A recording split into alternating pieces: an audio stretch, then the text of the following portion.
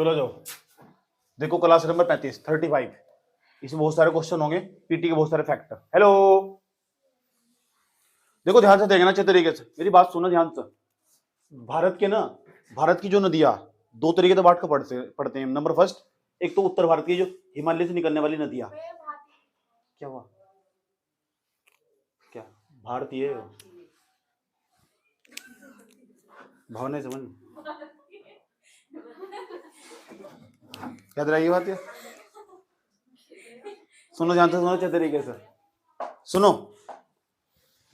प्रायद्वीपीय भारत की देखो, हम जो भारत की नदियां, एक तो ये हिमालय वाला, ठीक, इस हिमालय से जो निकलने वाली नदियां उसे तीन भागों में बांटा गया। नंबर फर्स्ट, एक तो सिंधु नदी तंत्र, सिंधु नदी उसकी सहायक नदियां, कई दिन तक इस पे बहस चलती रही, पीछे क्लास में नहीं समझाया। दूसरे नंबर पर समझाया गंगा नदी तंत्र, गंगा और उसकी सहायक नदी आसपास से जो मिलती रहती है, इस पर भी बहुत बहस चली है हमारी। समझ में आई बात? या इसे में फिर कभी पढ़ाने का याद रखना बात है, मुझे पढ़ाना ना पड़े दोबारा। इसे सब वीडियो पढ़ा हुआ अभी मैं नहीं हटा रहा वीडियो, अगले साल हटा दूंगा अप्रैल तक। अगले साल नहीं, हाँ अगले साल हटा दूंगा अप्रैल तक। एक साल इंजॉय करो, मौज मारो। उसके बाद दूसरा, कल लास्ट वाली क्लास में पढ़ा ब्रह्मपुत्र नदी तंत्र, और ब्रह्मपुत्र से संबंधित जितनी खास बातें मैंने करी इतनी बहुत है, पेपर के लिए इतनी बहुत है, विशेषज्ञ इसके पढ़ने की जरूरत है ही नहीं। समझ में आई बात? या पीएचडी नहीं करनी इसको, समझ में? एक छात्र को इतनी जानकारी होनी चाहिए, सामान्य जानकारी है।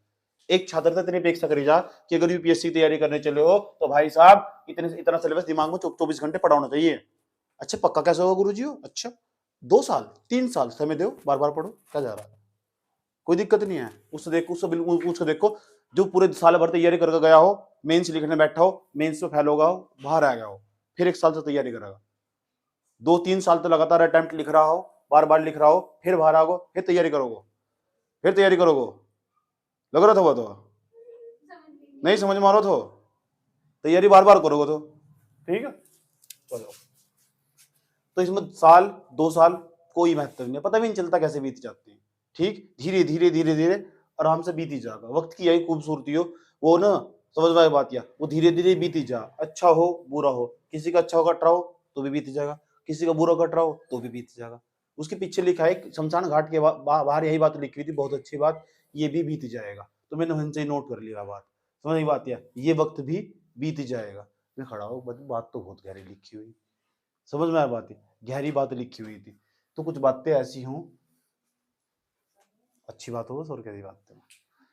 तो आज हम समझेंगे, आज हम क्या समझेंगे, तो जो हिमालय की, भारत के अंदर जो हिमालय की नदियां, हिमालय से निकलने वाली नदियां, तीनों के तीनों नदी तंत्र, बड़े नदी तंत्र हमने पढ़ लिए।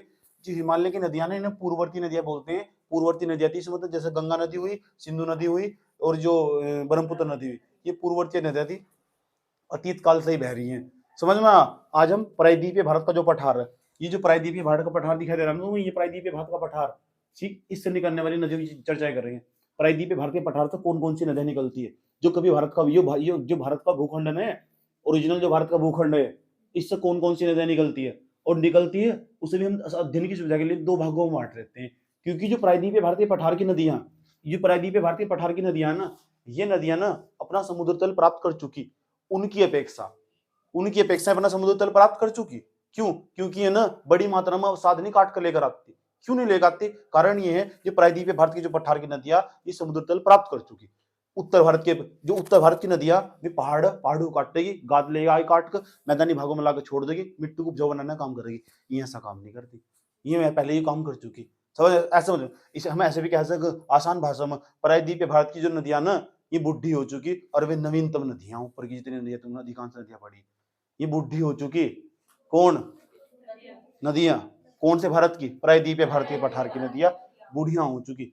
ऐसा समझ लो, बुढ़िया। इतनी बात बताओ, समझ में आई नहीं आई? चलो, तो और क्या समझेंगे हम? और ये समझेंगे कि जो प्रायद्वीपीय भारत की नदियां हो और हिमालय की नदियां साथ साथ तुलना करते हुए पढ़ेंगे। समझ में आए?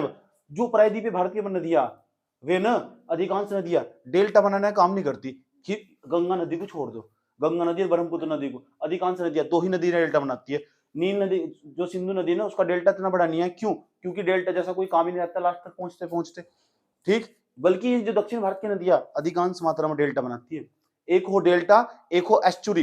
बच्चों को समझ में नहीं आता कौन सा एस्चुरी हो और कौन सा डेल्टा हो, किस चीज को हम डेल्टा कहते हैं, कौन सी चीज को एस्चुरी कहते हैं। वहां साइड में मैं समझाने की कोशिश कर रहा हूँ, क्या तो एस्चुरी हो क्या डेल्टा हो। आज डेल्टा और एस्चुरी वाला मतलब समझ लो।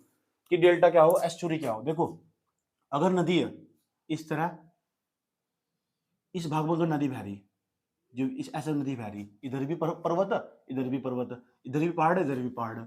अगर नदी ऐसे बह रही है, नदी को ऐसे वैसे हो रहे हो, अगर नदी ऐसे बह रही है ना, दो पर्वत श्रृंखलाएं आपस में, तो काट ही नहीं सकती बिल्कुल भी। क्यों, इधर भी पर्वत श्रृंखला, इधर भी पर्वत श्रृंखला, वी आकार की घाटी में नदी बह रही, ऐसे वी आकार की घाटी में नदी प्रवाहित हो रही, तो हम उसे पता क्या कहते हैं, ऐसी नदियां डेल्टा नहीं बनाती। क्यों, क्योंकि काटने लायक कुछ है ही नहीं। डेल्टा तो जब बनागी जब अक्षादन, जो अवसाद और निक्षेप उसे लागी और उस लाकर इस भाग में जाकर जमा कर देगी, अपने मुहाने पे लाकर जमा कर देगी। जैसे यहाँ गोमुख ग्लेशियर तो गंगा नदी निकलती है, और इधर साइड से चिमायूं ग्लेशियर के पास दिहंगारित होते हुए और यहाँ ब्रह्मपुत्र नदी आती है, और ब्रह्मपुत्र नदी ना बड़ी मात्रा में इसमें अवसाद गिरा देती है। जब अवसाद गिरा देती है तो उसकी अवसाद ढोने की क्षमता हो जाती है कम। जब अवसाद होने की क्षमता कम हो जाती है तो अवसाद को वहीं छोड़ देती है और साइड से निकलने की कोशिश करती है, कभी इधर से भागी, कभी इधर से भागेगी। तो जो बीच में मिट्टी जमा होगी ना, वही डेल्टा हो, वही क्या हो, ऐसी अक्षमता प्रायद्वीपीय भारत के नदी के अंदर नहीं है। प्रायद्वीपीय भारत की नदी जो प्रायद्वीपीय भारत की पठार की नदियां ना, वे एस्चुरी और डेल्टा का निर्माण करती है, एस्चुरी और डेल्टा का निर्माण करती है। ऊपर की जो नदियां ना, उसमें ऐसी क्षमता नहीं है, आज में खो चुकी है ऐसी क्षमता। और इन ये ना जो ये आज भी हल्का हल्का डेल्टा बना रही है, कम मात्रा में डेल्टा बना रही है। अच्छा, कौन कौन सी नदी पूरे भारत में सबसे बड़ा डेल्टा कौन सा, कौन सी नदी का डेल्टा सबसे बड़ा, जानेंगे हम, समझ में आए बात, किसका डेल्टा सबसे बड़ा डेल्टा, किसका छोटा डेल्टा, सब जानेंगे। सारे सवाल का प्रश्न उत्तर नहीं देगा तुम, नदियों वाला चैप्टर पढ़ रहे हैं। अच्छा, अगर तुम जानना चाहते हो ना कि कौन कौन सी नदियां ऐसी जो डेल्टा बनाती है, कौन कौन सी नहीं बनाती है, इसी संदर्भ में हमने भारत प्रायद्वीपीय भारत की नदियां उसे दो भागों में बांट लिया। कुछ नदियां तो ऐसी जो पूर्व की तरफ जाती है, प्रायद्वीपीय पठार से निकल के पूर्व की तरफ जाती है। कुछ नदियां ऐसी जो पश्चिम की तरफ जाती है, और जो नदियां पश्चिम की तरफ जाती है ना, वह एस्चुरी का निर्माण करती है। ये एस्चुरी बनाएगी, वहां डेल्टा नहीं होता, वो एस्चुरी हो, एस्चुरी। और जो डेल्टा हो ना, डेल्टा बनाएगी जो पूर्व की तरफ नदियां बहती है, जो पूर्व की तरफ बहती है नदियां वे डेल्टा बनाएगी, और जो पश्चिम की तरफ बहती है वे बनाएगी एस्चुरी, एस्चुरी। क्यों, क्योंकि जो नदियां ना जो पूर्व की तरफ पश्चिम की तरफ बहती है, जैसे लूनी नदी हुई, साइड से देखो लूनी नदी है, निकल ये लूनी नदी, ये अरब सागर, यहाँ अरब सागर है, यहाँ बंगाली की खाड़ी, ये अरब सागर, ये बंगाली की खाड़ी, तो यहाँ से नदी निकलेगी और इसे इस भाग में जाकर गिर जाएगी। लूनी नदी हुई, नर्मदा हुई, माही हुई, ताप्ती हुई, साबरमती हुई, पेरियार हुई, ये नदी इधर बहती है। और जैसे ये नदी इधर बहती है ना, तो वे एस्चुरी का निर्माण करती है, एस्चुरी का, अरब सागर में गिरने वाली नदियां एस्चुरी का निर्माण करती है। एस्चुरी एक प्रकार की आकृति हो पानी के टाइप की, उसमें कोई वाद मिट्टी खास नहीं होता, समझ में आया बात है। लेकिन ये जो हो ना, जो डेल्टा हो, नदी है जैसे महानदी आई, देखो आई अवसाद को लाकर यहाँ जमा कर दिया, वो त्रिभुज के आकार की एक आकृति दिखाई दे लगभग। ऊपर से एरोप्लेन में बैठ कर देखोगे ना, ऐसे दिखेगा ये मिट्टी त्रिभुज के जैसी बन रही, और त्रिभुज का चिन्ह ऐसा हो, इस टाइप का होता नहीं। हेरोडोटस है समझ, एक जियोग्राफर थे हेरोडोटस, उन्होंने सबसे पहली बार ना जो अफ्रीका के अंदर, मिस्र के अंदर, अफ्रीका के मिस्र के अंदर नील नदी के अंदर मुख पर ऐसा आकार देखा था, ऐसा आकार देखा था नील नदी के मुख पर। नील नदी भारत दुनिया की सबसे लंबी नदी, नील नदी दुनिया की सबसे लंबी नदी, सबसे बड़ी नदी भी भाई है, समझ की बात है। वैसे अमेजन को बताते हैं, लेकिन सबसे लंबी नदी भाई है नील नदी, जो अफ्रीका के अंदर टंगनिका झील से निकलती है, टंगनिका आया समझ। और मिस्र के अंदर अपने ऐसे डेल्टा निर्माण करती है। हेरोडोटस नाम के व्यक्ति ने सबसे पहली बार इस डेल्टा को देखा था, समझ में आया बात या। मिस्र के अंदर, मिस्र एक देश है अफ्रीका के अंदर जो अफ्रीका कॉन्टिनेंट है ना, उसके अंदर एक कंट्री पाई जा मिस्र, उस मिस्र के अंदर ना इस तरह का डेल्टा पाया गया था, तो उसका नाम डेल्टा रख दिया गया। एस्चुरी क्या है, एस्चुरी एक्चुअली एक प्रकार क्या करती हो, तुम चाहे तो गूगल पर सर्च करके देख सकते हो एस्चुरी कैसा हो, डेल्टा कैसा हो, समझ में आया बात है। जब मैं पूर्व की तरफ, तो हम ना डेल्टा और एस्चुरी के आधार पर, डेल्टा और एस्चुरी के आधार पर जो प्रायद्वीपीय भारत की नदियां ने, प्रायद्वीपीय भारत का पठार है। अभी प्रायद्वीपीय भारत का पठार क्यों कहते हैं, इधर भी जल, उधर भी जल, इधर भी जल, तो उसे प्रायद्वीपीय भारत, प्रायद्वीपीय पठार कहते हैं। जब एक ऐसा भूखंड हो मिट्टी का जिसके तीनों तरफ पानी पानी हो, इधर भी जल, कौन सा जल, कौन सा समुद्र पड़ता है, अरब सागर, इधर क्या पड़ता है, बंगाली खाड़ी, बंगाली खाड़ी, नीचे हिंद महासागर, तो हिंद महासागर हुआ, बंगाली की खाड़ी हुआ, और इधर पश्चिम में क्या हुआ, अरब सागर हुआ। तो एक ऐसा भूखंड ही हमारा प्रायद्वीपीय पठार कहलाता है, प्रायद्वीपीय पठार। तो जो प्रायद्वीपीय भारत के पठार है भारत का, तो बोलेंगे प्रायद्वीपीय भारत का पठार। और प्रायद्वीपीय भारत के जो पठार की नदियां, उसे दो भागों में बांट कर पढ़ते हैं। एक तो वे नदियां जो एस्चुरी का निर्माण करती है, जो बंगाल की खाड़ी की तरफ, इसे अरब सागर की तरफ बहती है, में एस्चुरी का निर्माण करती है, और जो इसकी तरफ बहती है ना बंगाली खाड़ी की तरफ, वे डेल्टा का निर्माण करती है। और डेल्टा और एस्चुरी में संबंध बिना किताब पर लिखे हो तुम्हें समझ में आ चुका, समझ नहीं बात। इतना भी बताया कि डेल्टा का निर्माण डेल्टा की खोज किसने करी थी, कहां कहां हुई थी, इतना तक बता दिया, समझ में आया बात या। जिसकी जरूरत नहीं है वो भी बता दिया। इतनी बात बताओ, समझ में नहीं आई। अब बताओ, जो प्रायद्वीपीय भारतीय नदियां, अगर उनको पढ़ना तो कितने भागों में बांट के पढ़ोगे, एक तो कुछ नदियां तो ऐसी होगी जो पश्चिम की तरफ अरब सागर में जाके गिरेगी, कुछ नदियां ऐसी होगी जो पूर्व की तरफ इधर पूर्व हो ना, पूर्व की तरफ जाके बंगाली खाड़ी में गिर जाएगी। समझ में आई बात? या तो एक तो पूर्व की तरफ बहने वाली नदियां, एक पश्चिम की तरफ बहने वाली नदियां, ज्यादा दिक्कत हो रही। अगर एक तो पश्चिमी तरफ बहने वाली नदियां होगी, एक पूर्व की तरफ बहने वाली नदियां हो, जो पश्चिम की तरफ बहने वाली नदियां होगी ना, जो पश्चिमी तरफ बहने वाली नदियां होगी वह एस्चुरी का निर्माण करती होगी, और जो इधर की बहने वाली नदियां होगी डेल्टा का निर्माण करती। कुछ नदी का नाम भी बताता हूँ तुम्हें, जैसे नर्मदा, पढ़ेंगे डोंट वरी, पूरा तमीज से पढ़ेंगे। माही, ताप्ती इधर ही बहगी सारी, जब मैं पढ़ाऊंगा तुम्हें। साबरमती, लूनी, पेरियार। इस बार यहाँ पटवार की परीक्षा को पेपर हुआ था, उसमें पूछा लूनी कौन से एरिया में जल बना गिरा हुआ, यहाँ गिरा हुआ अरब सागर में। ऑप्शन बताओ, अरब सागर में लूनी नदी, यहाँ अरब सागर में जल गिरा हुआ। समझ में आई बात? यार तो ये अरब सागर में जल गिराने वाली नदियां हो सकता है इन पेपर में तो कभी ये सवाल पूछ लो कौन कौन सी नदियां है जो एस्चुरी बनाती है, कौन कौन सी जो डेल्टा बनाती है। एस्चुरी को जवार नदमुख भी कहते हैं, इंग्लिश में नाम है एस्चुरी, हिंदी में कहते हैं जवार नदमुख। जवार नद, नदी का मुख आया समझ में, जवार नद मतलब समझो इसका क्या हो, मतलब इसका हो जवार, जवार आगा ऐसा पानी आगा, ऊपर से पानी गिर रहा है, ऊपर से नदी का पानी गिर रहा है, गजब की आकृति बनती दिखाई दे, कैमरे से फोटो खींचे बड़ा टॉप का दिखाई देगा। इधर से नदी आ रही, इधर से ऐसे जवार आया। भाटा क्या हो, पानी नीचे उतर जा, वो भाटा हो। और जवार क्या हो, पानी आगे जा। ऐसे समझ, तुम कभी बीच पे गए गोवा वाले बीच पर, ऐसे समझ तुम वहां देखना, पापा की पड़िया रेत पर पड़ी रहने जो, ऐसे समझ, सुन तो लो, ध्यान लगा, जो पापा की पड़िया रेत पर पड़ी रहती है, ठीक, जब आगे जवार, ऐसे समझ, जवार आ गई तो पानी उनके पास आ जाएगा, उन्हें आगे को भाग ले जाएगा। और जब पानी पीछे उतर जाएगा तो बोलते हैं भाटा, तो जवार भाटा बोलते हैं जो 24 घंटे में 2 बार आती है। समझ में आई बात? है चलो जवार भाटा के बारे में बाद में समझाऊंगा तुम्हें, इतनी बात बता दो मुझे समझ में नहीं आई। तो एस्चुरी अलग चीज हो, एस्चुरी की हिंदी में बोलते हैं जवार नदमुख। इसीलिए कुछ लोग ऐसे, कुछ महान ज्योग्राफर ऐसे एस्चुरी को डेल्टा कह देते हैं और डेल्टा को एस्चुरी कह देते हैं, बदतमीजी है, ऐसा मत कहना तुम। समझ में आया बात? है थोड़ा थोड़ा अंतर पता होना चाहिए, डेल्टा क्या हो और जो हमारा एस्चुरी और जवार नदमुख क्या। एस्चुरी को हिंदी में जवार नदमुख कहते हैं, याद रहेगी बात? है इधर की नदियां, तो आज हम केवल ना पूर्व की तरफ बहने वाली नदियां जो बंगाली खाड़ी में अपना जल गिराती है उनके बारे में अध्ययन करेंगे। जो बंगाली खाड़ी में अपना जल गिराती है ना उनके बारे में अध्ययन करेंगे, और एक एक नदी की लोकेशन देखेंगे कौन कौन सी कहां से निकलती है और कहां अपना जल गिराती है, तमीज से बात करेंगे उसकी नदियों की। बंगाली खाड़ी की नदियां देख लो, ये डेल्टा का निर्माण करती है। एक तो महानदी हुई, एक हुई गोदावरी, एक हुई कृष्णा, एक गोदावरी अलग, कृष्णा अलग, कावेरी अलग, पेन्नार और कावेरी हुई। ताम्रपर्णी नदी हुई जो दक्षिण भारत की सबसे लंबी, सबसे छोटी नदी है, मतलब सबसे दक्षिण भारत की सबसे दक्षिणी नदी है, पूरे भारत की दक्षिणी नदी ताम्रपर्णी नदी, ताम्रपर्णी। तो एक तो महानदी, गोदावरी, कृष्णा, कावेरी, पेन्नार, कावेरी, ये सब सारी नदियां आप देखेंगे कहां कहां नदियां मौजूद है। तो आज मैं केवल ये पढ़ाऊंगा तुम्हें, आया समझ। कल भी इनके बारे में चर्चा करेंगे क्योंकि इसके बारे में बहुत तमीज से समझाना। एक बार पढ़ना, बार बार नहीं पढ़ना, दूसरी बार तो सिर्फ वीडियो देखे, ठीक, बार बार देखनी। और जब तक देखनी है वीडियो, पता कब तक, एक एक नियम बना, एक वीडियो आज, एक वीडियो कल, एक वीडियो कल, तब तक देखनी, कम से कम 5 बार देखनी वीडियो। और जिस दिन तुम 5 बार वीडियो देख चुके होंगे, आंख मीच कर क्वेश्चन करोगे, आंख मीच कर, हो ही नहीं सकता, अड़ जाओगे, अड़ियल बन जाओगे, हो ही नहीं सकता, भूगोल में तुम परफेक्ट हो चुके। ऐसे समझ लो, यू भी पता लग जाए, जब तुम पता लग जाएगा ना 32 वीडियो में क्या है और 31वीं में क्या है और 7वीं में क्या है और 18वीं में क्या है, इतनी बार रिवीजन करना है। अभी तो एक ही बार देख रहे और वो भी नोट सामने रखो, और फिर लिखने की कोई जरूरत है ही नहीं, ऐसे फिर लिखने की कोई जरूरत है ही नहीं, एयरफोन लगाई और मस्त मगन। समझ में बात है? चले, क्योंकि एक डाटा को एक्सेप्ट करने की क्षमता हो। समझ में आई बात है? साइंस इस बात को प्रूव कर चुका कि जो लोग ना, हर लोग एक्सेप्ट करने, यूं नहीं है कि सबका दिमाग बराबर हो, नहीं, कुछ जेनेटिक प्रॉब्लम भी हो। और जेनेटिक प्रॉब्लम के कारण ही हो, जैसे मैं हूं तो मेरी जिसके साथ शादी होगी ना तो उससे जो उत्पन्न संतान होगी, ये डिसाइड है, वो डिसाइड है कि जेनेटिक प्रॉब्लम, ऑटोमेटिक प्रॉपर्टी उसके अंदर जो मेरा बेबी होगा, वो ऑटोमेटिक प्रॉपर्टी उसके अंदर कुछ गुण आएंगे, हमेशा सारे गुण नहीं आने के, कुछ ऐसे समाज, परिवार, सोसाइटी और संस्थान के द्वारा सिखाए जाएंगे, लेकिन कुछ जेनेटिक प्रॉब्लम भी हो।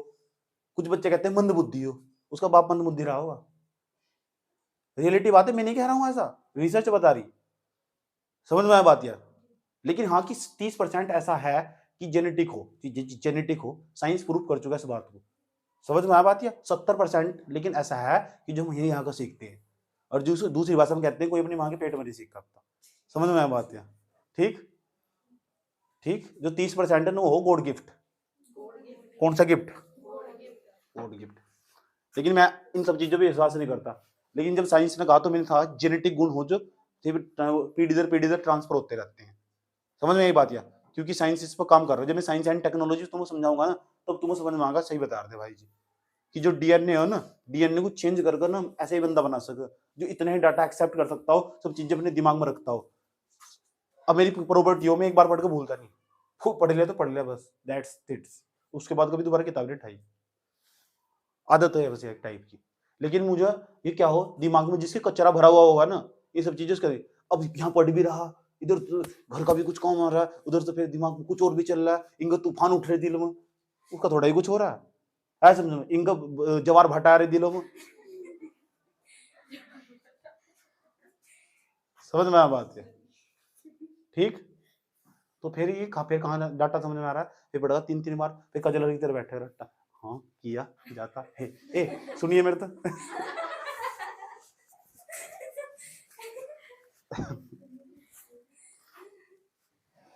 समझ में आया? तो कौन सी नदियां पढ़ेंगे आज हम? पूर्व की ओर बहने वाली नदियां, पूर्व की ओर। ठीक, अब ध्यान से सुनना अच्छे तरीके से। तो एक तो ये हमारा देखो यहाँ से निकल गई है गंगा नदी, ध्यान से सुनना। और हम तो समझा रहा हूँ, ध्यान से गौर से देखना। ये भी पूछूंगा गंगा नदी कहाँ से निकल जी? गोमुख से निकल गई है। अच्छा, कहाँ चलेगी जी? बांग्लादेश में। बांग्लादेश में किसके नाम से जानते हैं जी? पद्मा के नाम से। एक शाखा यहाँ से निकलेगी, ऐसा समझ, फरक्का बेराज से। फरक्का बेराज एक जगह पड़ती है पश्चिम बंगाल के अंदर, और वहां से एक शाखा निकल गई, और शाखा निकलने के बाद ना ये नदी ऐसे चली गई नीचे, और जैसे चली गई इस नदी को ना हम कौन सी नदी बोलते हैं? इस नदी को हम हुगली नदी बोलते हैं। हुगली, कलकत्ता ना इस नदी के किनारे बसा हुआ, यही साइड में। आया समझ में? रॉबर्ट क्लाइव ने यही तो रहता था, रॉबर्ट क्लाइव। जब इतिहास पढ़ाएंगे तो बताएंगे तुम्हें। जो हुगली नदी के किनारे यहाँ कलकत्ता बसा हुआ, ये हुगली नदी की शाखा ऐसे चली गई, और यहाँ ना जो बंगाल की खाड़ी उसके अंदर अपना जल गिरा देती है। इतना ही नहीं, आप तो इधर की नदियां बता रहे थे। हाँ देखो, पूर्व की तरफ बहने वाली नदियां या हुगली नदियां, कलकत्ता इस नदी के किनारे बसा हुआ हुगली नदी, हुगली। उसके बाद अब यहाँ ना साइड से देखो, यहाँ कुछ 4 नदियों के नाम बताऊंगा, चारों के दिमाग में नाम 24 घंटे दिमाग में याद रखने। डी का नाम मतलब दामोदर नदी। जो दामोदर नदी है ना, वह छोटा नागपुर के पठार था, CNP, छोटा नागपुर का पठार। CNP छोटा नागपुर का पठार, छोटा नागपुर के पठार से निकलती है। सबसे पहले दामोदर नदी निकलती है। दामोदर नदी डायरेक्ट अपना जल नहीं गिराती उसके अंदर बंगाली खाड़ी के, ना ना ना ना, वह पता वह हुगली नदी में मिल जाती है। उसमें कहती है हुगली रुको मैं भी आ रही हूँ, मैं भी। जैसे दामोदर नदी इसके अंदर आती है ना और अपना जल गिराती है, फिर उनकी दोनों की शाखा जाकर ना बंगाली खाड़ी में जल गिराती है। तो हम ऐसे कह सकते हैं दामोदर नदी ना किसकी सहायक नदी, या ना हुगली की सहायक नदी। हुगली के रेट बढ़ जाते हैं फिर, ऐसे वजह। लेकिन दामोदर नदी ना इस इतना सा पानी दे, इतना सा पूछ क्यों? दामोदर नदी पूरे भारत की, पूरे पूर्वी भारत की सबसे गंदी नदी। इतना प्लांट बना दिया दुर्गापुर डिस्को प्लांट जिसे बोलते हैं, स्टील, टाटा स्टील वाला प्लांट, वो इसके किनारे इतने सारे बांध बना दिए। दामोदर नदी पे इतने सारे बांध बना दिए, हुगली नदी को इतना सा पानी दे, इतना सा पानी। हुगली नदी नाराज हो जा, चल बदतमीज, मैं वैसे तेरा इंतजार कर रही थी। हाँ नदियां बात करती है ना आपस में, एक कवि किसी में बात करवाता है ऐसे। ये सारा कवियों का तो खेल। चांद तारों को तोड़ लाऊंगा मैं, तेरे बाप के घर बस रहे हैं, तोड़ लाऊंगा चांद तारों को। चांद पृथ्वी तारा, पृथ्वी की चांद के बीच की भी दूरी पता नहीं पता। सूरज को मोड़ लाऊंगा मैं, सूरज को मोड़, क्या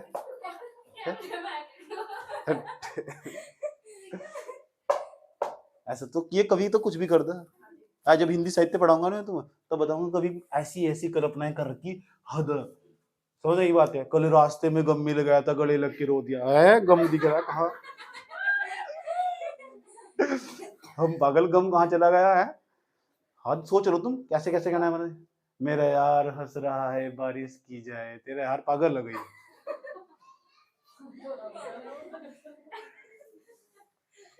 किसी के हंसने में बारिश होगा अपने आप ही?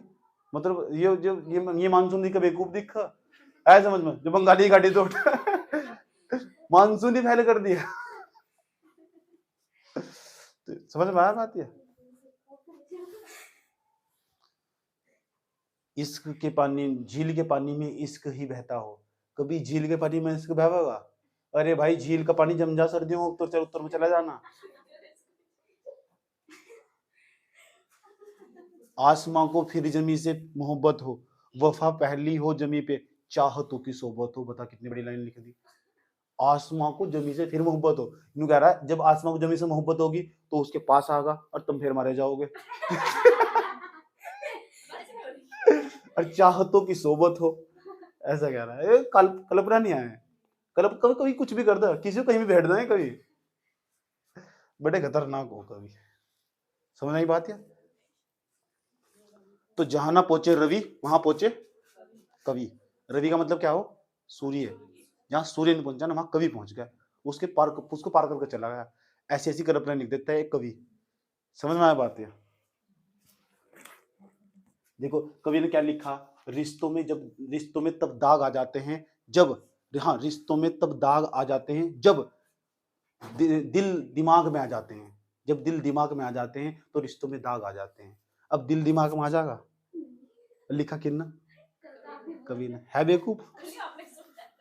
अच्छा मैंने सोचा था क्या, मैंने कहीं पढ़ा होगा, ये बता रहा हूँ।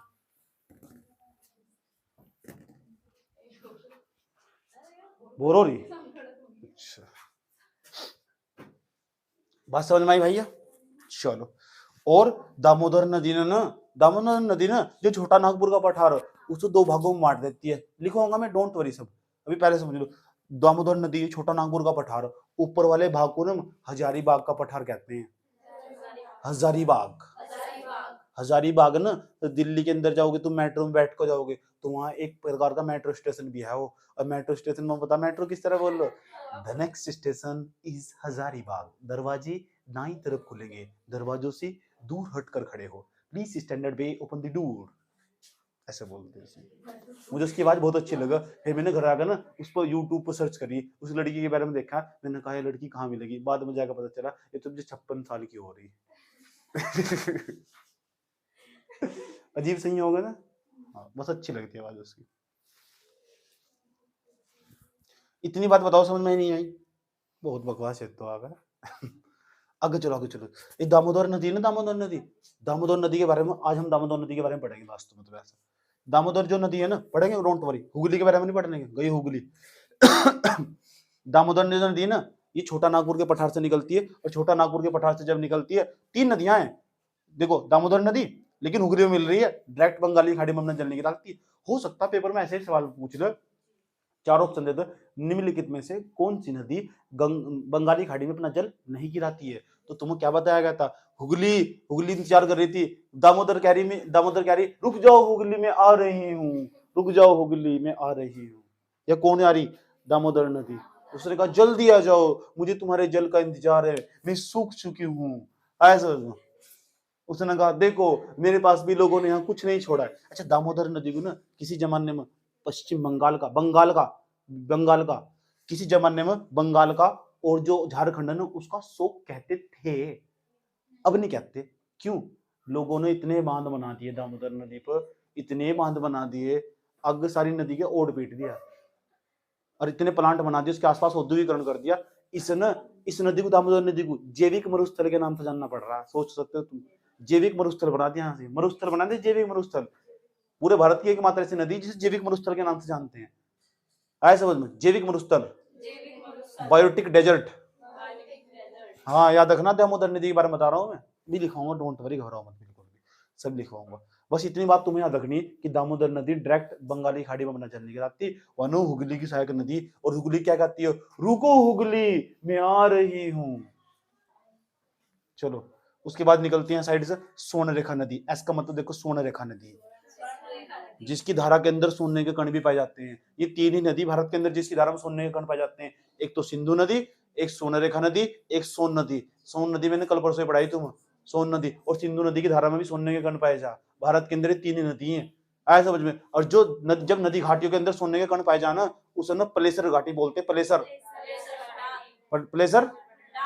घाटी कह दो, प्लेसर भंडार कह दो, एक मतलब हो। एक हो रेखा घाटी, रेखा धातु रेखा भंडार के नाम से मैंने लिखवाया था, शायद लिखवाया था, नहीं लिखवाया था। जब सोना ना चट्टानों के अंदर से निकाला जा, उसे धातु रेखा भंडार के नाम से जानते हैं। और जब सोना ना नदी घाटी के अंदर से निकाला जा, तब उसे ना प्लेसर भंडार के नाम से जानते हैं। तो यहाँ ना सोना रेखा नदी की घाटियों के अंदर तो सोना निकल जाता है बड़ी मात्रा में, ठीक ठाक तरीके से। मशीन है ही नहीं, हम क्या कर रहे हैं निकालने की। तकनीक को तो हम पहले से पीछड़े हुए। तकनीक के मामले में ना हम शूद्र प्रजाति के। कौन सी प्रजाति के? समझ आई बात या तकनीक। और जातिवाद के मामले में हम स्वर्ण प्रजाति के।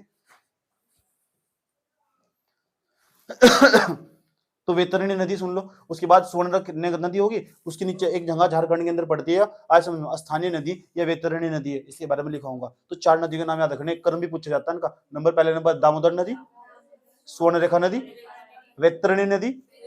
वैतरणी नदी याद रखना, छोटा नागपुर के पठार से नहीं निकलती, ऐसा समझ। उसके बाद यहाँ देखो नीचे ब्राह्मणी नदी, ब्राह्मणी, ब्राह्मणी भी लिखा हुआ, ब्राह्मणी भी लिखा हुआ, ब्राह्मणी। इतनी बात बता दो, मुझे समझ में आ रही नहीं आ रही है। तो मैंने भी 4 नदियों के नाम बताए तुम्हें, चारों के नाम क्रम वाइज याद कर लो, पश्चिम से उत्तर से दक्षिण की तरफ। तो बताओ सबसे पहले दामोदर नदी, स्वर्णरेखा नदी, वैतरणी, वैतरणी, उसके बाद ब्राह्मणी, ब्राह्मणी। तो कितनी नदी के नाम बताए? पहली नदी का नाम बताओ। दामोदर, स्वर्णरेखा, वैतरणी, ब्राह्मणी। दामोदर, स्वर्णरेखा, वैतरणी, ब्राह्मणी। ब्राह्मणी 3 नदियां छोटे नागपुर के पठार से निकलती है। छोटा नागपुर के पठार से निकलती है 3 नदियां। और जो छोटा नागपुर का पठार है ना, आया समझ में, उसकी 3 नदी निकलती है। एक तो दामोदर नदी, स्वर्णरेखा नदी और ब्राह्मणी नदी। वैतरणी नदी निकलती है वहां से। वैतरणी नदी देखो कहां से निकल रही है, आंख खोलो, मैंने भी लिखा हुआ उसके ऊपर। समझ में आया बात? या तो भी 4 नदियों के नाम बताइए, बता दोगे? इसमें तो कौन कौन सी नदियां जो छोटा नागपुर के पठार से निकलती है? बता। वैतरणी निकलती। अच्छा, याद रहेगी बात, या पक्की बात? CNP का मतलब समझ गए, छोटा नागपुर का पठार। ऐसे काम में तुम एक्सपर्ट हो बचपन से ही, शॉर्टकट मारने में। समझ में आया बात? या चलो यहाँ तक भी सही है, यहाँ तक भी कोई दिक्कत नहीं है। अच्छा, दामोदर नदी की जो खास बात है, या ना इसकी जो घाटी हो, दामोदर नदी घाटी के अंदर ही वो पाया जाए, जिसे बोलते हैं बिटुमिनस प्रकार का कोयला। आया समझ में? और जो बिटुमिनस प्रकार का कोयला पाया जाए ना, इसे दामोदर नदी घाटी के पास का जो क्षेत्र हो, उसे हम रूहर प्रदेश के नाम से जानते हैं। ऐसा क्षेत्र दुनिया में सबसे ज्यादा मात्रा में जो बिटुमिनस प्रकार का कोयला हो, वो सेकंड दूसरी कोटि गुणवत्ता कोयला हो। जो फर्स्ट नंबर पर जो कोयला मानना जाना, जो बेहतरीन कोयला हो, आया समझ में, जो ज्यादा एनर्जी देता हो, एंथ्रेसाइट प्रकार का कोयला हो। और एंथ्रेसाइट प्रकार का जो कोयला हो हमारे यहाँ जम्मू कश्मीर में पाया जा। आया समझ में, लद्दाख के अंदर, लेह के अंदर। समझ में आया बात? या हमारे यहाँ कहीं नहीं पाया जाता हो, लेकिन हम निकालते नहीं वहां से। तो हमारे यहाँ बिटुमिनस प्रकार का जो कोयला पाया जा, दामोदर नदी घाटी में पाया जाओ, और छोटा नागपुर के पठार के अंदर से। समझ में आया बात? या तो वो हम पढ़ेंगे, डोंट वरी, घबराने की जरूरत नहीं है। इसलिए दामोदर नदी के आसपास ना उसका यहाँ का औद्योगिकरण इतनी तेजी के साथ हुआ। क्यों? क्योंकि यहाँ पर छोटे नागपुर के पठार के अंदर बड़ी मात्रा में खनिज मौजूद है। आया समझ में? एल्यूमिनियम, स्टील, इनके जो खनिज मिलते हैं ना, आया एल्यूमिनियम कौन से खनिज से निकाला जाता? बॉक्साइट से। तो बॉक्साइट बड़ी मात्रा में मिले यहाँ। आया समझ में? और वो बॉक्साइट निकाल के लेकर आते हैं, ट्रकों में भरते हैं, आसपास उनकी नदी घाटी के पास से निकाल रहे हैं, नदी बह रही उसके अंदर उसे डाल रहे, तो प्रदूषित नहीं होगी वह। ये भी तो अपने जैविक मरुस्थल के नाम से जानते हैं। पूरी दामोदर नदी का नाश करके मार दिया इन्होंने। और सरकार ने कई प्रोजेक्ट भी चलाए इसे साफ सफाई करने के। समझ गई बात? क्या दामोदर नदी गई नहीं, अब मेरी क्षमता नहीं है। ठीक, अब मैं जितना दर्द झेल चुकी हूँ, शायद ही कोई इतना दर्द झेल पाएगा। सही, बहुत प्रदूषित हो चुकी है भाई। बता, जैविक मरुस्थल के नाम से जानते हैं। और जैविक मरुस्थल का मतलब है मरुस्थल। मरुस्थल नाम सूखा हुआ चीज, सूख चुकी भाई। ए अपनी दादी को बोल दो थोड़ा गाली ब्रैकेट में देवांगी। याद रही बात? है बड़े खतरनाक है यहाँ के लोग। निर्मला समझे? तो दामोदर नदी, स्वर्णरेखा नदी, ब्राह्मणी नदी, वैतरणी नदी। याद रहेगी बात? है कौन कौन सी नदियां छोटा नागपुर के पठार से निकलती है, वो याद रखनी है तुम। ठीक, उसके बाद थोड़ा नीचे आइएगा। देखो यहाँ दंडकारण्य का पठार है, और दंडकारण्य का पठार में लक्ष्मण और जो राम थे और सीता माता थी छुपे थे। जो लक्ष्मण राम था ना, रावण, वो सीता माता को उठा के इस बड़े जंगल में ले गया था रावण सीता माता को। अभी ढूंढते ढूंढते कहीं कम से कम 10 महीने गुजारे थे उन्होंने दंडकारण्य के जंगल में। दंडकारण्य का मतलब ये दंड देने वाला जंगल। अगर किसी को दंड देना हो तो इस जंगल में भेज दो। ऐसा समझ में? अब नहीं आया तो लोगों ने काट दिया ऐसा। ठीक, छत्तीसगढ़ के दक्षिणी भाग, छत्तीसगढ़ के पास पड़ो, दक्षिणी भाग में दंडकारण्य का जो पठार है ना, सब दिखा रखा मैंने तो पिछली वाली क्लासों में। दंडकारण्य का जो पठार है, यहाँ से एक नदी निकलती है, महानदी, ऐसे ऊपर को घूम के आ गई महानदी। और ये महानदी ये अपना डेल्टा बनाती है। ऐसा समझ में? बहुत बड़ा डेल्टा महानदी का भी। पूरे भारत के अंदर सबसे बड़ा डेल्टा महानदी का ही है। पूरे भारत के अंदर सबसे बड़ा डेल्टा भारत के अंदर महानदी का डेल्टा सबसे बड़ा। उसके पहले नंबर पर गोदावरी का, दूसरे नंबर पर महानदी का। महानदी का पहले नंबर पर गोदावरी का। गोदावरी की लंबाई 1465 किलोमीटर। कोई बात नहीं, घबराओ ना मत, समझ लो। अभी एक के बारे में पढ़ेंगे, महानदी को अलग पढ़ेंगे, पहले दामोदर को पढ़ेंगे, फिर सुवर्णरेखा के बारे में, वैतरणी के बारे में, ब्राह्मणी के बारे में। इन तो बच के नहीं भाग सकते। जो मैं यहाँ तो दामोदर को निकाल लूंगा और यहाँ जूम आउट करके यहाँ ले जाऊंगा, बड़ी करके दिखाऊंगा तुमको कहाँ कहाँ कौन सा प्लांट बनाया है इसके आसपास पूरा का पूरा। समझ नहीं बात? या इस तरह पढ़ाना है जिस तरह पहले भूगोल पढ़ा था, बता साथ साथ बता के निकल गया ना। यहाँ उठाऊंगा दामोदर नदी को, जूम आउट करूंगा, देखो पूरा खोल के देखो, कोई बात नहीं। समझ में आया बात है? सही है। उसके बाद सुवर्णरेखा नदी, उसके बारे में पढ़ा जाएगा। फिर वैतरणी नदी, उसके बारे में पढ़ा जाएगा। फिर ब्राह्मणी नदी, उसके बारे में पढ़ा जाएगा। क्योंकि हम सबके सब वही नहीं लिख सकते, होच पोच की स्थिति उत्पन्न हो जाएगी। किसकी? इस होच पोच की स्थिति को उत्पन्न करने के लिए ना, खत्म करने के लिए, तो सब यहाँ ना इस मैप को दोबारा बनाएंगे हम, दामोदर नदी वाला मैप, और वहां तुम सब समझाएंगे। फिर तुम दिखा दामोदर नदी वो सहायक नदी है। अब यहाँ सारी सहायक नदियां बना दूंगा थोड़ा ही, ऐसा समझ में। और ऐसा बना भी दिया और तुम समझा भी दिया, तो मुझे नहीं लगता इससे बड़ी मूर्खता कुछ होगी। इसलिए मैं क्या करूंगा, अपने समझाने के लिए, अध्ययन की सुविधा के लिए मैं क्या करूंगा, अलग से दामोदर नदी का मैप बनाऊंगा। साइड में पहले नीचे की ओर समझ लो, और भी नदियां समझ लो, दक्षिण भारत की नदियां समझ लो, जो बंगाली खाड़ी में अपना जल गिराती है। या तो यही पूछा जाता है कि महानदी कहां से निकलती है, दंडकारण्य के पठार से निकलती है। 4 ऑप्शन दे देगा, ये पूछेगा निम्नलिखित में से कौन सी नदी जो छोटा नागपुर के पठार से नहीं निकलती है।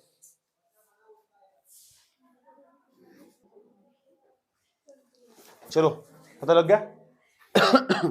तो दंडकारण्य के पठार से निकलती है, नदी का नाम महानदी। महानदी इसकी भी विशेषता, इसके बारे में जानेंगे। उसके बाद दक्षिण भारत के अंदर जो नदी बहती है, त्रिम्बकेश्वर, यू नो महाराष्ट्र के अंदर पड़ता। महाराष्ट्र के अंदर एक जिला, उसका नाम है नासिक।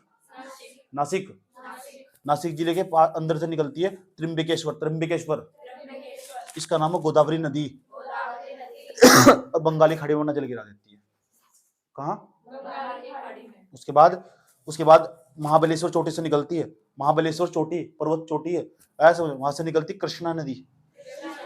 बहुत पूजा पाठ करते हैं दक्षिण भारत के लोग इसकी, और यहाँ से फिर बंगाली खाड़ी में जल गिरा देती है। उसके बाद नदी दुर्गा पहाड़ी, यहाँ से निकलती पेन्नार नदी, और यहाँ दक्षिण भारत में बंगाली खाड़ी में जल गिरा देती है। याद रहेगी बात है। उसके बाद ब्रह्मगिरी, और यहाँ से निकलती है कावेरी नदी, और दक्षिण यहाँ बंगाली खाड़ी में जल गिरा देती है। उसके बाद वेगई नदी, यहाँ निकलती है वर्षनाड,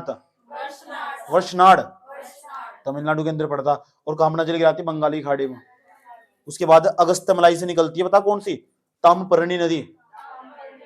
अगस्त्यमलाई के बारे में बताने की जरूरत नहीं है, दक्षिण भारत की सबसे ऊंची चोटी अगस्त्यमलाई।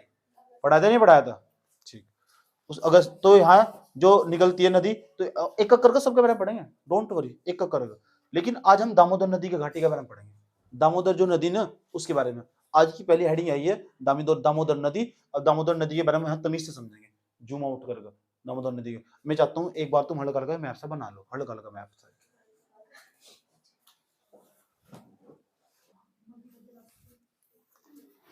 सुनो, ध्यान से सुनना अच्छे तरीके से। देखो यहाँ का जो मैप है ना, दामोदर नदी के बारे में लिखवाना भी और समझाना भी तमीज से, अच्छे तरीके से। एक एक फैक्ट लिखेंगे, कुछ नहीं छोड़ने वाले। जहां तक लग रहा है टच कर दे, सवाल बना हुआ है यहाँ तक, हर चीज लिखा के जाऊंगा मैं।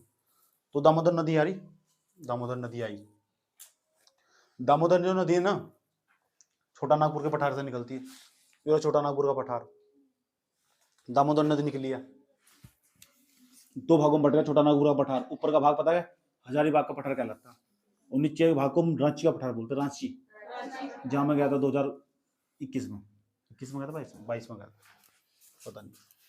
रांची झारखंड की राजधानी है ना रांची, तो रांची का पठार बोलते हैं। वो हजारीबाग का पठार, हजारीबाग का यहाँ जाने वाला हो रहा, मैं दोबारा फिर रांची के भी नीचे जाने वाला हो रहा। रांची का पठार होगा, ऊपर हजारीबाग का पठार होगा। दामोदर नदी है ना, दामोदर नदी इस पठार को 2 भागों में बांट देती है। उत्तर का भाग कहलाता है हजारीबाग का पठार, और दक्षिण का भाग कहलाता है रांची का पठार। रांची चाची नहीं, रांची का पठार। क्या रांची की एक चीज फेमस है, पता किसी को कुछ? जो कर्क रेखा ना, उसके इसके बिल्कुल समीप राजधानी है, समझ लो। राजधानी भी है, समीप भी है। भारत के अंदर। और सुनो, उसके बाद जैसे जैसे तुम चलोगे ना, आगे बढ़ेगी ये दामोदर नदी। दामोदर नदी हुगली में जाकर मिलती है वर्धमान नामक स्थान पर। वर्धमान नामक स्थान पश्चिम बंगाल के अंदर पड़ता है। ऐसे समझो, ये हुगली नदी आ रही है यार, ये हुगली नदी जो गंगा माता निकली थी एक धारा, ये हुगली हुगली कलकत्ता इसी के किनारे बसा हुआ। पेपरों में छोटे छोटे सवाल पूछे जाए, जो नौकरी के पेपरों में छोटे छोटे सवाल पूछे जा, कलकत्ता कौन सी नदी किनारे बसा हुआ, फलाने ढिमके, हाँ सच में ऐसे ऐसे सवाल पूछे जा, इनमें बच्चे कंफ्यूज हो जा। समझ में आया? यहाँ पढ़ रहे तुम पूरा मैप जूम आउट कर, तो यहाँ ध्यान से सुनना चाहिए। साइड से एक नदी आई, उसका नाम है बोकारो। बोक नहीं है, बोकारो। एक और नदी है, इसका नाम है कोनार। कोनार। एक और नहीं, इसका नाम है बराकर। बराकर, कोनार, बोकारो। ये दामोदर की सहायक नदियां। आया समझ में? हो सकता कभी भी कोई सी नदी का नाम पूछ लेना मुझसे, अब पूछ लिया ना तो पेपर में मैंने बताया ना, इन जो मैं पढ़ा दिया तुम्हें, अगर तुमने याद कर लिया, जीवन में जब चाहे जब पेपर दे देना, कभी इस बाहर जा ही नहीं सकता, जाने का ही नहीं। आया समझ? किस्मती माड़ी होगी, अगर गया ना तो सबका छूटेगा, पूरे भारत में सबका पर्सन छूटेगा हो भूगोल में। अगर अगर तुम्हारा छूटेगा ना तो सबका छूटेगा हो, जो तुक्का मारेगा उसका सही जाएगा। बस बंद कर बंद कर बंद कर बंद कर, घंटा होगा, रहने दे रहने दे रहने दे, चले। उसके बाद सुनो सुनो सुनो, तो बराकर नदी हुई, कोनार हुई, बोकारो। एक बार नाम याद करो, बराकर, कोनार, बोकारो। बराकर, कोनार, बोकारो, बोकारो। याद रहेगी बात। दामोदर नदी पे ही सबसे पहली परियोजना बनाई गई। दामोदर नदी पर सबसे पहली परियोजना गई पूरे भारत की, स्वतंत्र भारत की 1947 में, 15 अगस्त 1947 में लॉर्ड माउंटबेटन योजना के तहत हम आजाद हुए थे। जैसे आजाद हुए, माउंटबेटन अपने घर, हम अपने घर, हमने पहली परियोजना भारत की स्टार्ट कर दी, 1948 में स्टार्ट करी। दामोदर नदी घाटी परियोजना के नाम से जानते हैं। पानी रोक कर बांध बनाया, बिजली बनाई। समझ गए? स्वतंत्र भारत की सबसे पहली परियोजना दामोदर नदी घाटी परियोजना। दामोदर वर्ष 1948 में। कई परीक्षाओं में सवाल पूछा हुआ, सब लिखवाऊंगा। समझ में आया बात? या हर चीज लिखवाऊंगा कि दामोदर नदी छोटा नागपुर के बीच से होकर बहती है, और ऊपर के भाग को हजारीबाग का पठार और दक्षिण के भाग को रांची का पठार कहते हैं। आया समझ में? और जिसकी ना कुछ सहायक नदियां भी है, और उसकी सहायक नदियों का नाम है बराकर नदी, कोनार नदी, बोराको नदी। और इन पर सब क्या बना दिया? बांध। बांध जानना चाहते हो? जहां पानी रोक लिया गया, किसी जमाने में झारखंड और बंगाल का शोक कहते थे सर। आया समझ में? तो बढ़िया हुआ, इसका पानी जगह जगह बांध बना दिए बांध। और जब बांध बना दिए, अब देखो बांधों के नाम ही बना जाए। देखो यहाँ देखो, दामोदर नदी पर सबसे पहले जो बांध बनाया उसका नाम अय्यर बांध। अच्छा, जो बोकारो नदी थी ना, उस पर एक बांध बनाया, उसका नाम बोकारो बांध। नदी के नाम पे नाम रख दिया। ये कोनार नदी ना, कोनार नदी पे एक बांध बना रखा, कोनारो बांध। कोनारो बांध, हाँ बांध बना रखे यार, इसमें सुंदर सुंदर बांध बना रखे। आ जाओ, यहाँ बराकर नदी, इसमें मेथोन बांध, बाल पहाड़ी बांध, तिलैया बांध।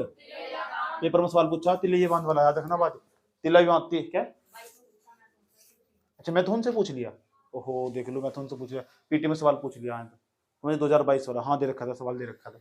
मेथोन बांध, और जो मेथोन बांध है ना, वो बराकर नदी पर, और ये बाल पहाड़ी, बाल पहाड़ी बांध बराकर नदी पर, तिलैया बांध, ये बराकर नदी। किसकी सहायक नदी? दामोदर की। और दामोदर किसे मिलेगी? हुगली में। अपने जेल लेके जागी। आया समझ में? क्या बोल रहे? रुको हुगली में आ रही हूँ। आया समझ में? हुगली नहीं, हुगली। रुको हुगली में आ रही हूँ। और आई, उसने कहा देखा जल लेके आ गई, सारा जल पीगी। क्यों? क्योंकि ऊपर बांध देखो कितने, मेथोन बांध, बाल पहाड़ी बांध, तिलैया बांध, इतने सारे बांध बना डाले इसके ऊपर।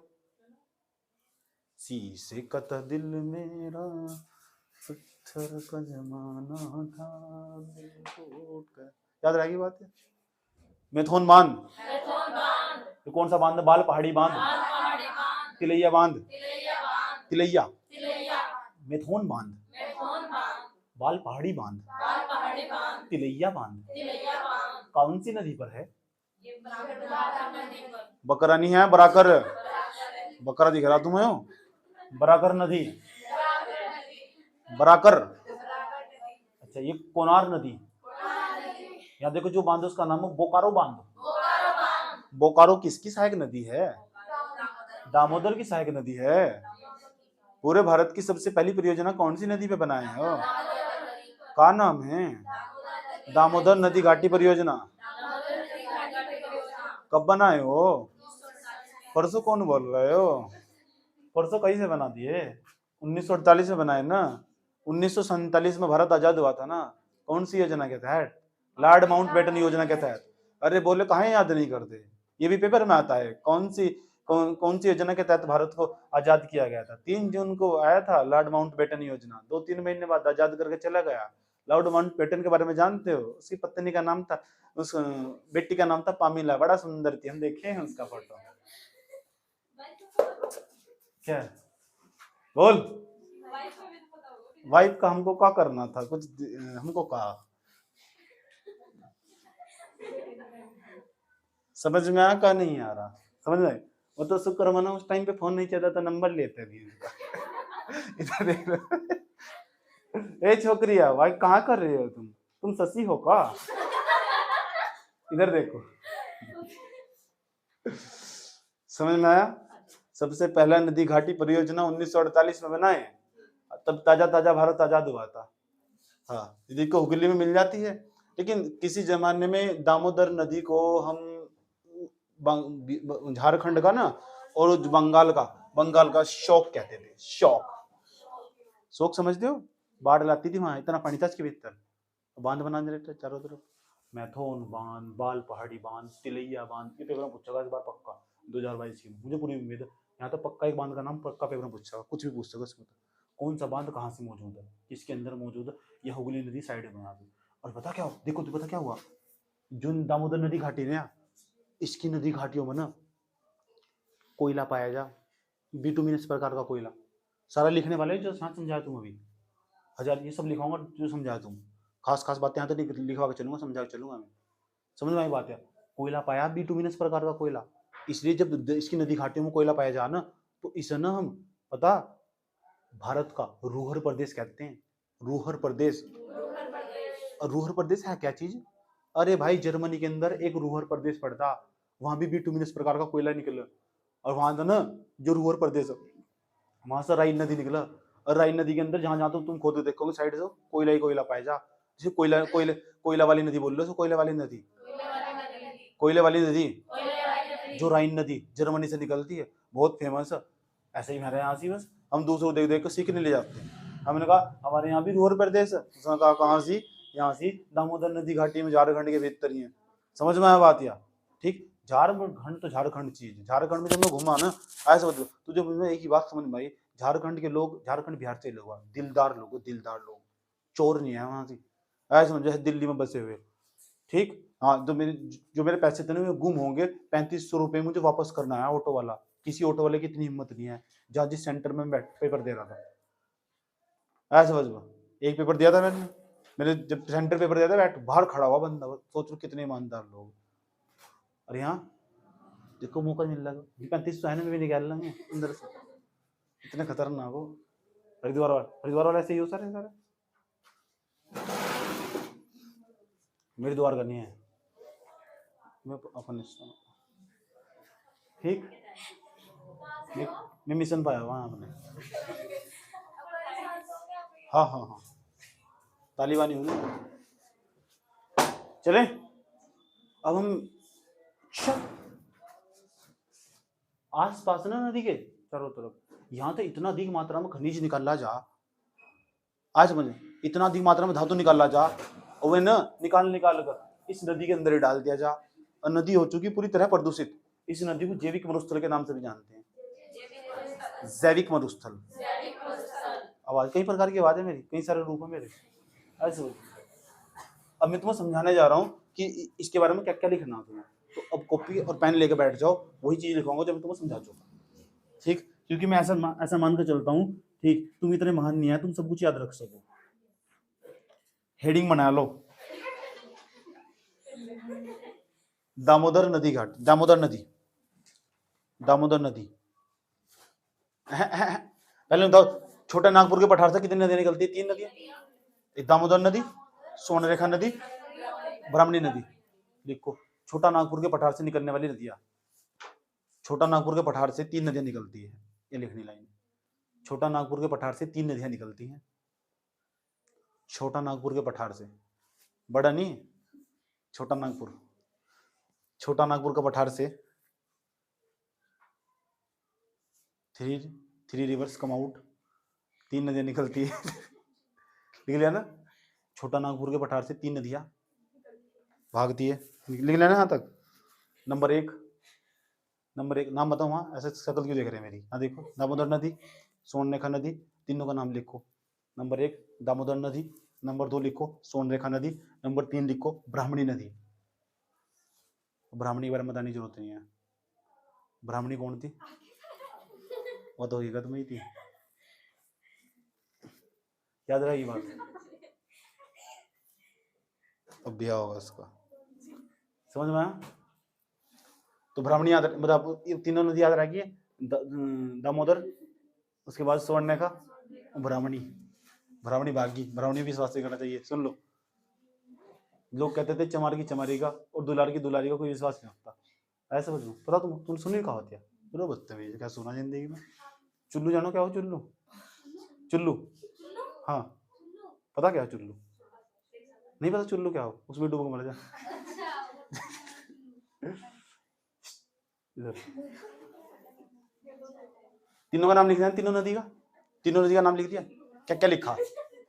दामोदर, स्वर्णरेखा, ब्राह्मणी लिख दिया। अब नंबर 1 हेडिंग बनाओ दामोदर नदी। नंबर 1 हेडिंग बनाओ दामोदर नदी। दामोदर नदी, लोंडी बढ़िया है अभी। दामोदर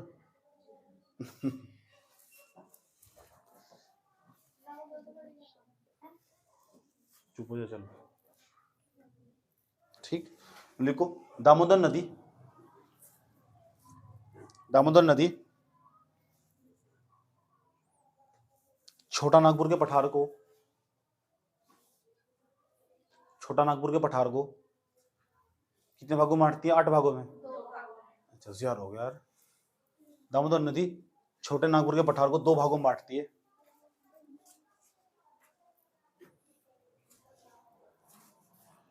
लिख दिया, 2 भागों में बांटती है। बताओ ऊपर वाले भाग को क्या कहते हैं? हजारीबाग का पठार, हजारीबाग। नीचे वाले भाग को रांची का पठार, रांची। लिखो नंबर 1 2 भागों में बांटती है। नंबर 1 हजारीबाग का पठार, नंबर 2 रांची का पठार। लिख दिया। ये पॉइंट बना के लिखने सब चीजें। पहला पॉइंट होगा इसके अंदर। अब दूसरा पॉइंट लिखो। दामोदर नदी घाटी पर भारत की सबसे पहली, स्वतंत्र भारत की सबसे पहली परियोजना। दामोदर नदी घाटी पर स्वतंत्र भारत की सबसे पहली परियोजना।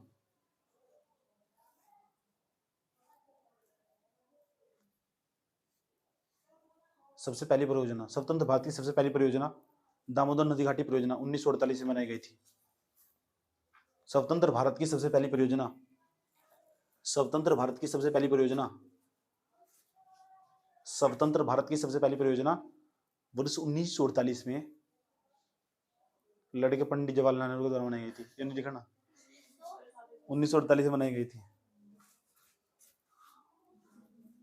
लिख दिया ना, 1948 में बनाया दी थी। ठीक।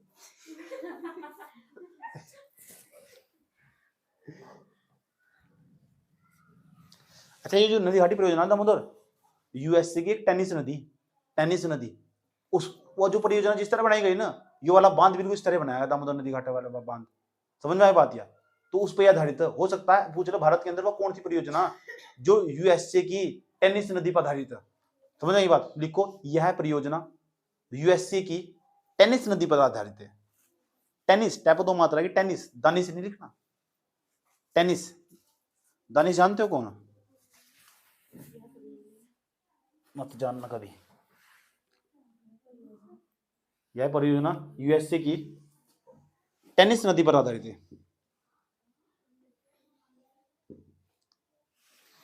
तू नहीं दिखा रे मौला, सब नहीं बिखा रे मौला, और जहां रुका वहां पे जाम है खाली।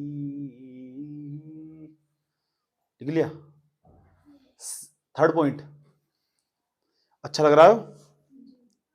लिखो, दामोदर नदी घाटी से बिटुमिनस कोयले के भंडार मिलते हैं। अगला पॉइंट लिखो, दामोदर नदी घाटी से बिटुमिनस प्रकार के कोयले के भंडार मिलते हैं।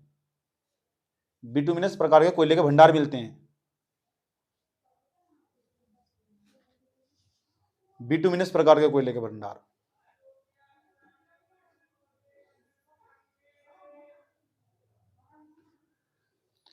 बिटुमिनस प्रकार के कोयले के भंडार मिलते हैं। अरे लिख लिए हो। इसे भारत का रूहर प्रदेश भी, रूहर घाटी भी कहते हैं। इसे भारत का रूहर घाटी भी कहते हैं। रूहर घाटी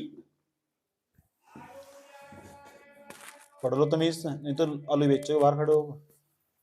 इसे भारत का रूहर प्रदेश भी कहते हैं। रूहर घाटी भी कहते हैं, रूहर प्रदेश कहते हैं, कोई दिक्कत नहीं है।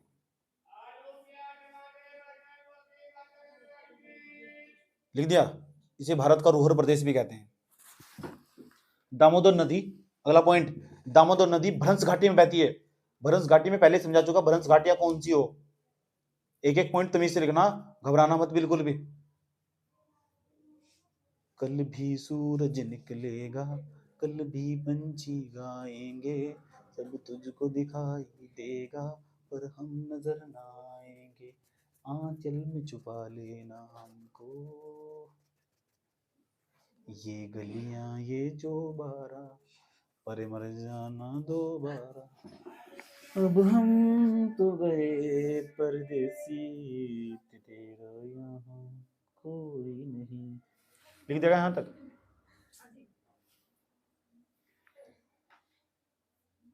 दुखी रहेगा भी क्या फायदा बता, दुखी रहेगा मैं क्या कर लूंगा। ऐसा खुश रहूंगा, कम से कम खून तो बढ़ेगा, खून तो बढ़ोगो।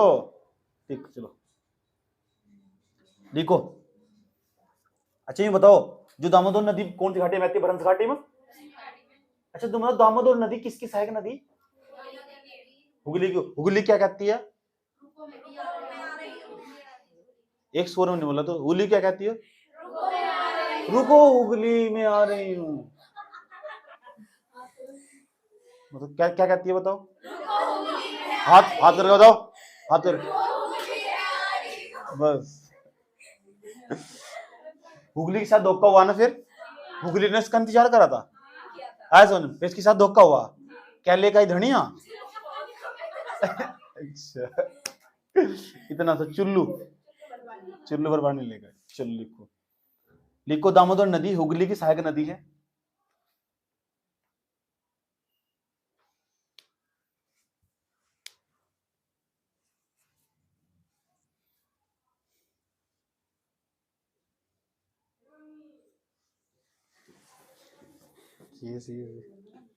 ठीक है, किसकी सहायक नदी। अच्छा ये बताओ मुझे कि जो हुगली है वह किसकी वितरिका, वितरिका। तो जहां तुमने हुगली लिखा है ना, उसके नीचे हल्का सा तिरका चिन्ह खींचो, ऐसा करो, लिख दो यह गंगा की वितरिका है। वितरिका, वितरित होगा इसमें तो, बिखर गया, बिखर तो पता नहीं कौन कौन गया। कहती हैं ये दीवानी मस्तानी हो गई। लिख लिया। अब ये बताओ, इसमें प्रदूषण ज्यादा नहीं होगा दामोदर नदी में। मैंने तो इसकी इतना मजाक बना दिया दामोदर नदी का, और तुम समझ जब भी दामोदर का नाम आगा ना तो यही है प्रदूषित नदी दुनिया में, देखो बहुत मजाक बना दिया ना इसका। ठीक, अगला पॉइंट लिखो, दामोदर नदी अत्यधिक प्रदूषित होने के कारण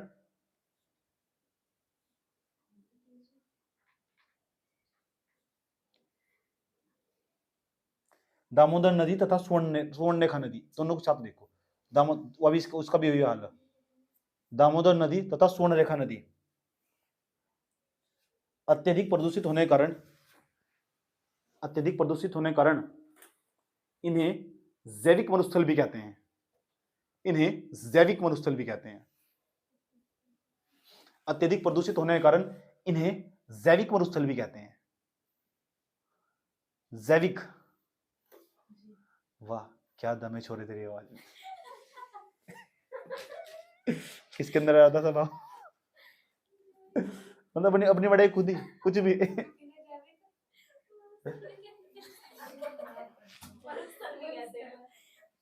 जूता जाना क्या, जूता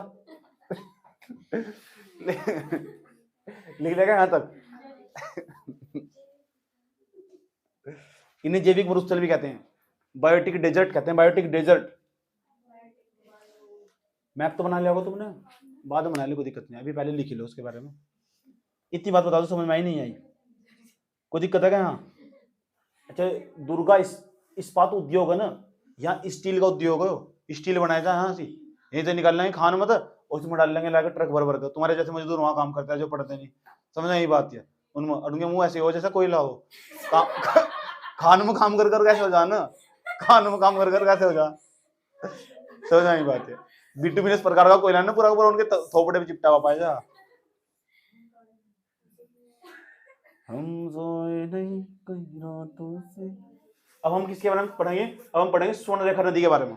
स्वर्णरेखा नदी, हेडिंग बना लो, स्वर्णरेखा नदी हेडिंग। मैं बना ली, कोई बात नहीं, मैं बना ली, बाद में बना ली। मैं पहले स्वर्णरेखा नदी के बारे में दो चार लाइन लिख लो। स्वर्णरेखा नदी, मैम व्हाट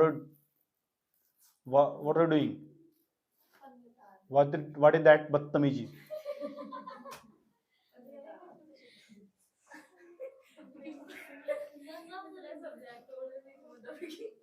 क्या हुआ?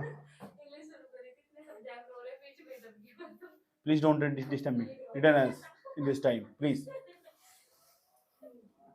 क्या हेडिंग बनाई, क्या हेडिंग बनाई, हेडिंग क्या बनाई, हेडिंग? अच्छा, स्वर्णरेखा नदी, स्वर्णरेखा नदी में लिखो यह रांची के पठार से निकलती है। चाची के नहीं, रांची, यह रांची के पठार से निकलती है।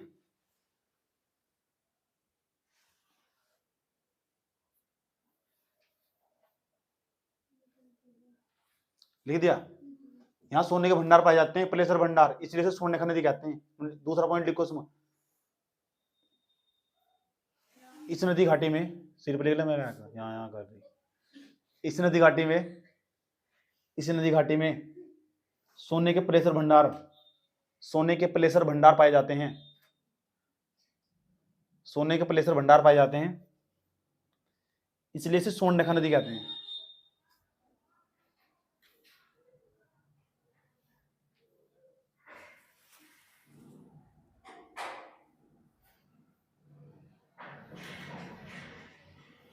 ठीक, एक बहुत बड़ा इस्पात का उद्योग स्टील का, जहां स्टील बनाई जा, वो ना इस स्वर्णरेखा नदी के किनारे ही है, जमशेदपुर नाम है उसका, टिस्को के नाम से जाना जाओ, वो भी स्वर्णरेखा नदी के, कई बार पूछा हुआ कौन सी नदी किनारे, तो ये स्वर्णरेखा नदी इसके दाहिने साइड में पड़ेगा, स्वर्णरेखा नदी के साइड में, लिखो सभी, चक्कर में नहीं पड़ो, लिखो, ये लिखो जमशेदपुर इस्पात उद्योग, जमशेदपुर इस्पात उद्योग, जमशेदपुर इस्पात उद्योग, इस्पात नहीं लिखना, इस्पात लिखना, जमशेदपुर इस्पात उद्योग इसी नदी के किनारे हैं, जमशेदपुर इस्पात उद्योग इसी नदी के किनारे हैं। कौन सी नदी है? अब भी इनके दिमाग में दामोदरी घूम रही इतना प्यार होगा ना दामोदर तो। इतनी बात बताओ, समझ में आई नहीं आई? कोई दिक्कत यहां तक? कौन सी रेखा नदी के बारे में बात कर रहे हैं? 3 राज्यों में होकर जा गया, उड़ीसा में, झारखंड में, पश्चिम बंगाल में। लिखो यह नदी उड़ीसा, झारखंड, पश्चिम बंगाल में से होकर गुजरती है। मेरे को प्रश्न कहाँ था आया समझ में? जो मैं नोट्स बनवा रहा हूँ ना, अपने बच्चों को बैठ कर पढ़ा लेना ना, अगर प्रश्न बच जा। उड़ीसा कुछ नहीं, चीन ना बता नहीं तुझे, अभी सिर में दर्द हो रहा तेरे। उड़ीसा, झारखंड, पश्चिम बंगाल, दोबारा ना बताना पड़ा मुझे, लेकिन फिर बता रहा हूं मैं, उड़ीसा, झारखंड, पश्चिम बंगाल।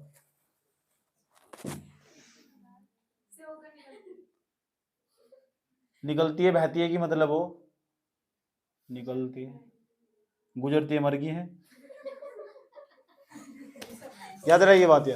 जो स्वर्णरेखा नदी ना, स्वर्णरेखा नदी में एक सुंदर सा जलप्रपात, बहुत अच्छा अच्छा सुंदर झरना हो, समझ में? इतना मस्त झरना, प्यारा प्यारा झरना। उस झरने का नाम पता क्या है? जो स्वर्णरेखा नदी, उसका नाम है हुंडरू जलप्रपात। हुंडरू, हुंडरू लिखो, हुंडरू जलप्रपात। अगला पॉइंट लिखो, हुंडरू जलप्रपात, झरना, हुंडरू जलप्रपात, हुंडरू, हुंडरू, हुंडरू जलप्रपात, हुंडरू जलप्रपात स्वर्णरेखा नदी पर स्थित है पर छटाओ की मात्रा, फिर अण है आधा, फिर डैप छठों की मात्रा, फिर रैप रैप ऊ की मात्रा, हुंडरू। हुंडरू जलप्रपात स्वर्णरेखा नदी पर स्थित है।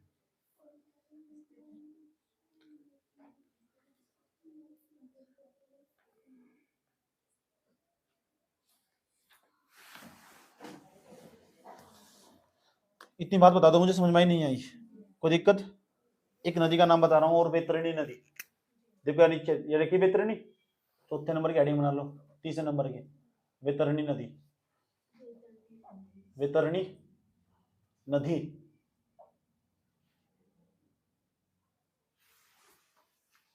लिख दिया? यूं लिखो, यह नदी, यह नदी मेरे सिर पे से निकलती है, यूं लिखना। ये लिखना उड़ीसा के क्योंझर, उड़ीसा के बोर्ड पे लिखा है क्योंझर, कंजर नहीं लिखना, क्योंझर, क्योंझर, कंजर नहीं, क्योंझर जिले, जिले से निकलती है, तथा बंगाली खाड़ी में अपना जल गिराती है, तथा बंगाली खाड़ी में अपना जल गिराती है। दैट्स इट्स, इतना ही लिखना। वैतरणी के बारे में इतना ही बहुत है, आया समझ में? और भी इसके बारे में बताने लगा ना तुम या नाराज हो जाएगी वैतरणी मेरे को, और मैं नहीं चाहता वैतरणी मेरे को नाराज हो, क्योंकि स्वर्णरेखा के साथ पहले लड़ाई बच चुकी, वैतरणी की बच चुकी, दामोदर की किसी की लड़ाई बच गई, ब्राह्मणी, ब्राह्मणी तो पहले ही छोड़ो भाग की, तुम्हें एडजस्ट नहीं होता, चुप हो जा, नहीं आई, समझे? कोई दिक्कत? अगली हेडिंग बनाओ ब्राह्मणी नदी, ब्राह्मणी, कमिनी, ब्राह्मणी, ब्राह्मण पर कभी विश्वास नहीं करना चाहिए, मजाक कर रहा हूँ, ब्राह्मणी पर कभी विश्वास नहीं करना चाहिए। ब्राह्मणी याद रखिए, ब्राह्मणी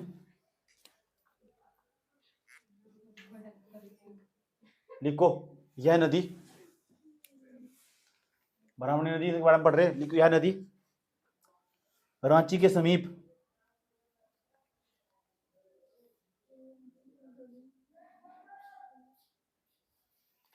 छोटा नागपुर के पठार से निकलती है, रांची के समीप छोटा नागपुर के पठार से निकलती है,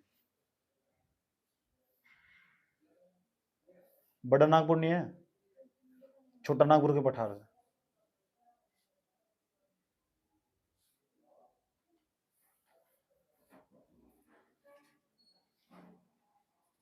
कौन सा पठार? याद रही बात क्या? कोयल तथा शंख, इसकी दो सहायक नदियां, कोयल तथा शंख, एक का नाम है कोयल, दूसरे का नाम है शंख, लिखो कोयल तथा शंख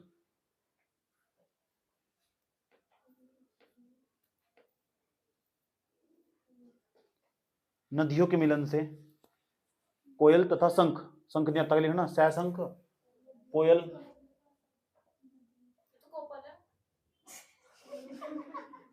कपली बोल देती, आए समझ में? अभी तो 14 तारीख आई भी नहीं, 14 फरवरी भी आई थोड़ा ही, अभी तो कपल दिखाई दे रहे हैं। किसके? मुझे दुनिया की हर चीज पता, ठीक। कोयल ये होगा कोयल, दूसरे का नाम है शंख, शंख। इन दोनों जिन दोनों नदी आपस में मिल जाएंगे ना, जिक्र भागीरथी और रघुनंदा मिल जाए आपस में आएगा, आए समझ के बाद देव प्रयाग गंगा नदी के अलावा, तो कोयल और शंख जैसे दोनों आपस में मिल जाएगी ना, तो उसके बाद यह ब्राह्मणी नदी कहलाएगी, ठीक। तो लिख लो, क्या लिखा तुमने? कोयल तथा शंख नदियों के मिलन से यह ब्राह्मणी नदी कहलाती है, कोयल तथा शंख नदियों के मिलन से है ब्राह्मणी नदी कहलाती है।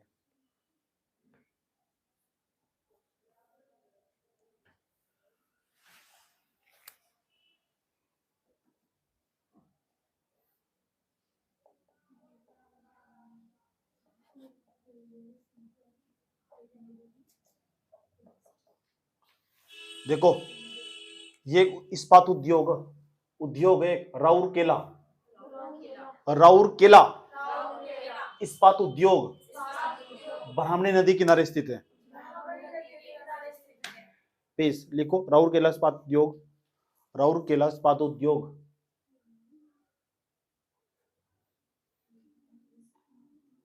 मेरा दिल था अकेला तूने लिख दिया। राउरकेला इस्पात उद्योग ब्राह्मणी नदी किनारे स्थित है। तूने खेल ये खेला तेरी याद में जागू मैं रात भर, बाजीगर हूँ बाजीगर।